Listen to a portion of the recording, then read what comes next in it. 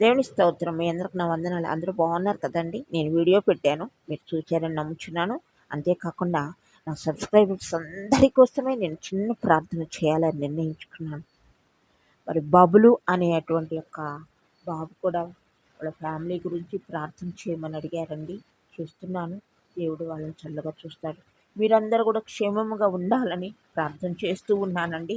మరి 166 సబ్స్క్రైబర్స్. నేను అసలు మిమ్మల్ని అడగను కూడా అడగటం లేదు సబ్స్క్రైబ్ చేసుకోమని. ఎందుకంటే నేను చెప్పే దేవుని మాటలు, వంటలు కాదు, దేవుని మాటలు. దేవుడే సెలవిస్తాడు, దేవుడే మాట్లాడతాడు, దేవుడే అభివృద్ధి పరుస్తాడు, దేవుడే నడిపిస్తాడని నా విశ్వాసం అండి. మరి చిన్న ప్రార్థన ఆలకించండి. మీరు కూడా ప్రార్థన చేయండి మా కొరకు. మీరందరూ క్షేమముగా ఉండాలని, మీరందరూ ఏ వర్క్లో ఉన్నా, చదువుల్లో ఉన్నా, కుటుంబీకులుగా ఉన్నా ప్రభువారు మీకు తోడై ఉంటారండి. మీరు వాక్యాన్ని నమ్మండి. వాక్యమే మనల్ని కాపాడుతుంది. వాక్యము చదవండి. వాక్యం చదివినందువలన మనకు ఆశీర్వాదము, అభివృద్ధి, క్షేమము కలిగి ఉంటారని వాక్యం సెలవిస్తుంది. మీరు ద్వితీయోపదేశకాండం చదవండి.